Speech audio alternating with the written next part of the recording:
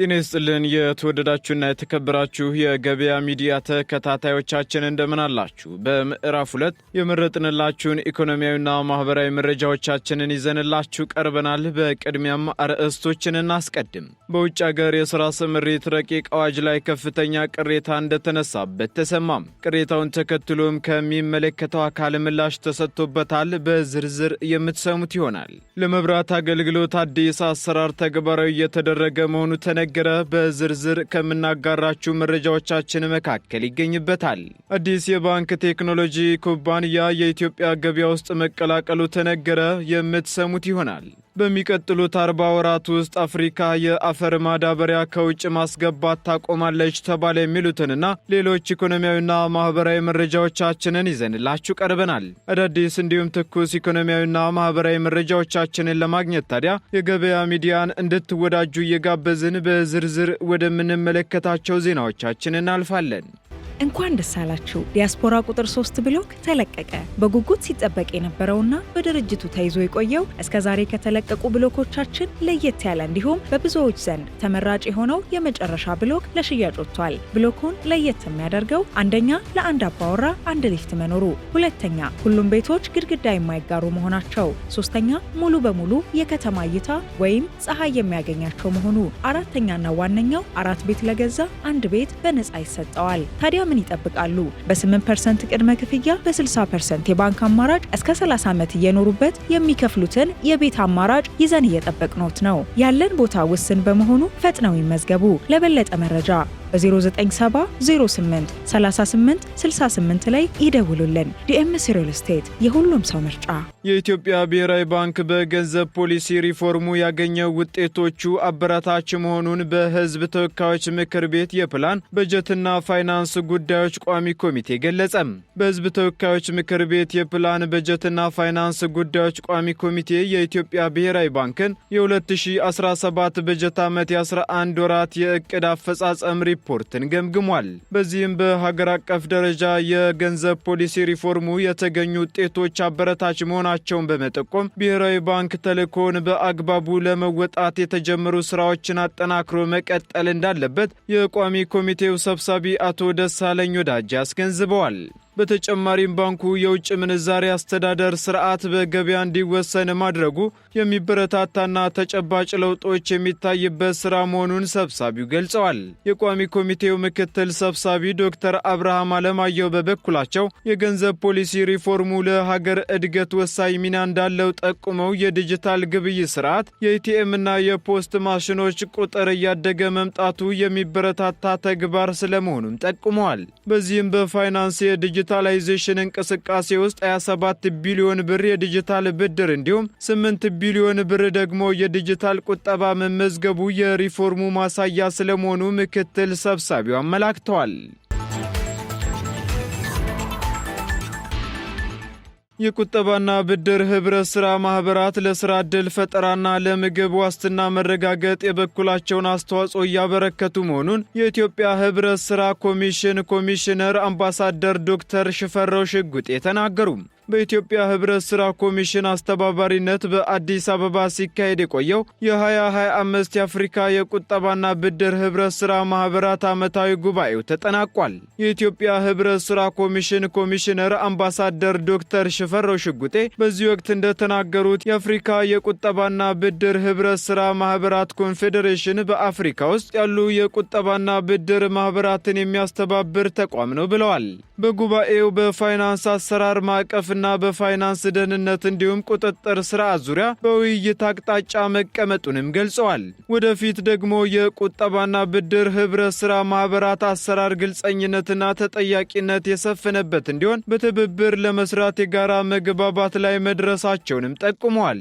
በኢትዮጵያ 110 ሺህ የህብረት ሥራ ማህበራት እንደሚገኙም ገልጸው ከነዚህ ውስጥ ደግሞ 23 ሺህ የሚሆኑት የቁጠባና ብድር ማህበራት ናቸው ብለዋል። እነዚህ የቁጠባና ብድር ማህበራት በአጠቃላይ 8.5 ሚሊዮን አባላትና 50 ቢሊዮን ብር ቁጠባና ካፒታል እንዳላቸው አክለዋል። ማህበራቱ ለስራ ዕድል ፈጠራና ለምግብ ዋስትና መረጋገጥ ከፍተኛ አስተዋጽኦ እያበረከቱ መሆናቸውንም ኮሚሽነሩ አንስተዋል። በዚህም መንግስት እነዚህን ማህበራት የበለጠ ለማስፋትና አሰራራቸውንም ለማዘመን በትኩረት እየሰራ መሆኑን አመላክተዋል። የአፍሪካ የትብብር ቁጠባና ብድር ማህበራት ኮንፌዴሬሽን ዋና ዳይሬክተር ጆርጅ ኦምባዶ በበኩላቸው በአፍሪካ እስካሁን ያልተነኩ ብዙ የእድገት አማራጮች መኖራቸውን ተናግረዋል። ከዘንድሮው የአፍሪካ የቁጠባና ብድር ህብረት ሥራ ማህበራት ጉባኤ ከቁጠባና ብድር ህብረት ሥራ ማህበራት በሚፈለገው ልክ መጠቀም የሚያስችል ግብዓት መገኘቱንም ተናግረዋል። ኢትዮጵያ በዘርፉ እያከናወነቻቸው ያሉ ተግባራት ለቀሪ የአፍሪካ ሀገራት ትልቅ ተሞክሮ የሚወሰድባቸው መሆናቸውንም አንስተዋል።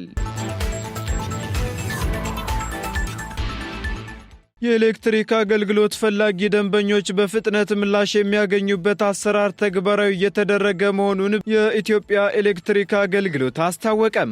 በኢትዮጵያ ኤሌክትሪክ አገልግሎት የሲዳማ ሪጅን የኤሌክትሪክ አገልግሎት ለማግኘት የሚጠይቁ አዲስ ደንበኞችን በ24 ሰዓት ውስጥ ምላሽ ለመስጠት የሚያስችል ኤሌክትሪክ በአንድ ቀን የተሰኘ አሰራር ተግባራዊ እየተደረገ መሆኑን አስታውቋል። በአገልግሎቱ ሁሉንም ሂደት ጨርሰው ለሚመጡ ደንበኞች በአንድ ቀን ቆጣሪ በማስገባት የኤሌክትሪክ ኃይል የሚያገኙበትን ፈጣንና ቀልጣፋ አሰራር ተግባራዊ እያደረገ እንደሆነም ገልጿል።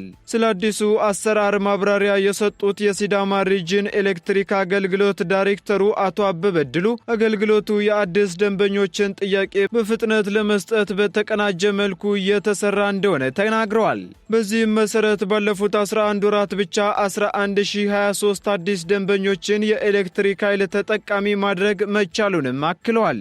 በሲዳማ ሪጅን ኤሌክትሪክ አገልግሎት የደንበኞች ተሳትፎና ቁልፍ ደንበኞች ኃላፊ ትዝታ አስናቀ በበኩላቸው በዘመቻ እየተከናወነ ባለው አሰራር በርካቶች ተጠቃሚ ስለመሆናቸው ተናግረዋል። በተቋሙ ስታንዳርድ መሰረትም አንድ ደንበኛ በ10 ቀናት ውስጥ ለጠየቀው አገልግሎት ምላሽ በመስጠት ላይ እንገኛለን ያሉት ኃላፊዋ ስኬታማ ስራ መሆኑንም አንስተዋል። ሚኒስቴር መስሪያ ቤቱ በውጭ ሀገር የሥራ ስምሪት ረቂቅ አዋጁ ላይ አላወያየንም ሲሉ ኤጀንሲዎች ቅሬታቸውን አሰሙም። ቅሬታው የቀረበው የሕዝብ ተወካዮች ምክር ቤት የሰው ሀብት ልማት ሥራ ስምሪትና ቴክኖሎጂ ጉዳዮች ቋሚ ኮሚቴ በፓርላማ ታሪክ ምክር ቤቱን በመሙላት በርካታ ኤጀንሲዎችና የዘርፉ ተዋናዮች በተገኙበት ውይይት ላይ ነው። በውይይቱም የተገኙት የኤጀንሲ ተሳታፊዎቹ የሥራና ክህሎት ሚኒስቴር የውጭ ሀገር ሥራ ስምሪት አዋጅ ማሻሻያን በተመለከተ በሰጡት አስተያየት ረቂቁ ሲዘጋጅ እንደ ማህበር በአካልም በደብዳቤም እንድንወያይ ለማናገር ብንሞክርም እንዲሁም ደግሞ ረቂቁን ስጡን እንወያይበት ብንልም አልደረሰንም ብለዋል። የአዋጁ ተፈጻሚነት እኛ ላይ ስለሚያመዝን ረቂቁን በተመለከተ ባለድርሻነንና መጀመሪያ ሐሳብ እንስጥበት ብንልም ሚኒስቴር መስሪያ ቤቱ ፍቃደኛ አልነበረም የሚል ቅሬታቸውን አሰምተዋል። በረቂቅ አዋጁ ደግሞ ሚኒስቴሩ ምንም አይነት ግዴታ አልተጣለበትም ያሉት ቅሬታ አቅራቢዎቹ በርካታ ግዴታዎች ኤጀንሲዎቹ ላይ መጣላቸውንና ለአብነትም ለዋስትና ማስያዣ ተብሎ የተቀመጠው $250,000 እስከ $50,000 ኤጀንሲዎችን በአቅም ማጣት ምክንያት ከስራ ሊያሳጣ እንደሚችልም ተናግረዋል። የኢትዮጵያ የውጭ ሀገር ስራ ስምሪት ፌዴሬሽን ፕሬዝዳንት በበኩላቸው ከዚህ ቀደም እንደ ረቂቅ አዋጅ ከመጽደቁ በፊት ለሚመለከተው አካል ቀርቦ በባለድርሻ አካላት በዝርዝር ዳብሮ ይሰራ የነበረ ቢሆንም ይሄኛው አዋጅ ግን ለሕዝብ ተወካዮች ምክር ቤት ከመቅረቡ በፊት ምንም አይነት ውይይት አልተደረገበትም ብለዋል።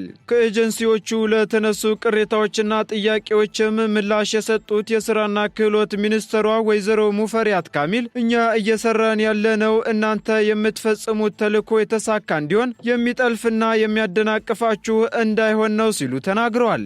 አክለውም መንግስት ሙሉ በሙሉ ለመቆጣጠር ፈልጎ ነው የሚባለው ትክክለኛ አይደለም ያሉት ወይዘሮ ሙፈሪያት መንግስት በቀጥታ ወደ ኪሱ እንዲገባ የሚፈልገው ነገር ሆኖ ሳይሆን ዜጋው ተጠቅሞ ክብሩ እንዲጠበቅና የሂደቱ ተዋንያን ፍትሃዊ በሆነ መንገድ እንዲጠቀሙ ነው የሚል ምላሽን ሰጥተዋል። አዲስ የባንክ ቴክኖሎጂ ኩባንያ በኢትዮጵያ ገበያ ውስጥ መቀላቀሉ ተነገረ። የናይጄሪያው ኩባንያ በኢትዮጵያ ካሉ ባንኮች የብድርና ቁጠባ ተቋማትና የገንዘብ ዝውውር አገልግሎት ከሚሰጡ ድርጅቶች ጋር በአዲስ አበባ መቀላቀሉን ሰኔ 19 ቀን 2017 ዓ.ም አስታውቋል። የኢትዮጵያ ባንክ ቴክኖሎጂ ገና በማደግ ላይ ያለ መሆኑ ኩባንያቸውን እንደሳበው ገልጸው የኢትዮጵያ ብሔራዊ ባንክም በቅርቡ ያጸደቃቸው መመሪያዎች ስራቸውን ቀላል እንደሚያደርግላቸው የኩባንያው ምክትል ፕሬዝዳንትና ዓለም አቀፍ ማስፋፊያ ኃላፊ ማርቲን ሙቼኒ ተናግረዋል። ብሔራዊ ባንክ ለውጭ የባንክ አገልግሎት ለሚሰጡ ተቋማት ያወጣቸው ሕጎች ከዚህ በፊት ይነሱ የነበሩ የውጭ ምንዛሬ እጥረት፣ የኢንቨስትመንት መድንና ሌሎች ተያያዥ ጥያቄዎችን የሚፈታ በመሆኑ የባንክ ቴክኖሎጂ ኩባንያው ወደ ኢትዮጵያ እንዲመጣ አድርጎታልም ብለዋል። በዚህም መቀመጫውን ሌጎስ ናይጄሪያ ያደረገው ኮር ቴክኖሎጂ ኩባንያ ወደ ኢትዮጵያ ከመምጣቱ በፊት በኬንያ፣ በጋና፣ በጋምቢያ፣ በዲሞክራቲክ ሪፐብሊክ ኮንጎ፣ በታንዛኒያና በሴኔጋል በባንክ ቴክኖሎጂ ስራዎችን መስራቱ ተገልጿል።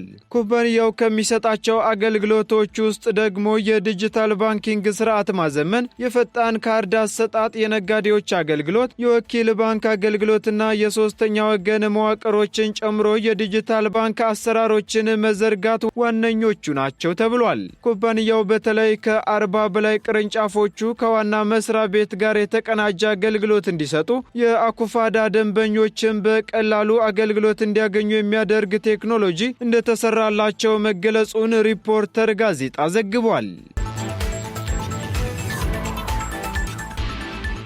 ቀጥለናል። ውድ ተከታታዮቻችን ወደ መጨረሻው ዝርዝር መረጃችን ስንሸጋገር በሚቀጥሉት 40 ወራት ውስጥ አፍሪካ የአፈር ማዳበሪያ ከውጭ ማስገባት ታቆማለች ሲሉ ናይጄሪያዊው ባለሀብት ኤሊኮ ዳንጎቴ ተናገሩ።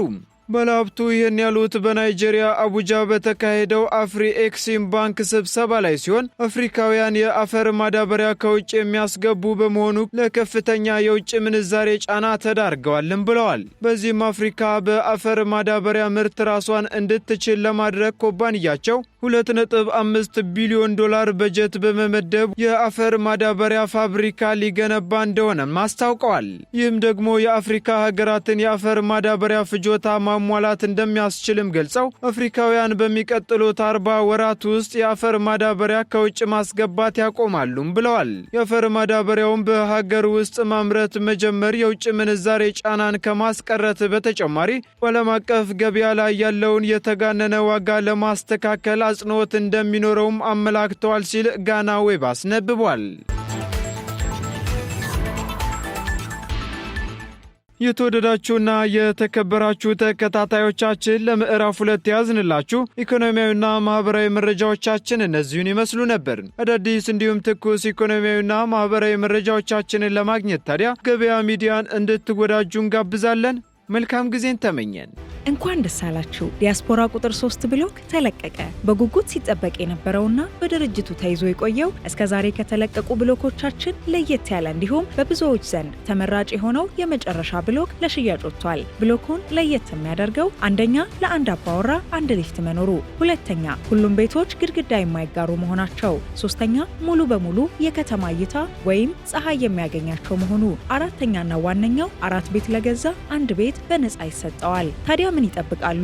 በ8% ቅድመ ክፍያ በ60% የባንክ አማራጭ እስከ 30 ዓመት እየኖሩበት የሚከፍሉትን የቤት አማራጭ ይዘን እየጠበቅኖት ነው። ያለን ቦታ ውስን በመሆኑ ፈጥነው ይመዝገቡ። ለበለጠ መረጃ በ097 08 38 68 ላይ ይደውሉልን። ዲኤምሲ ሪል ስቴት የሁሉም ሰው ምርጫ።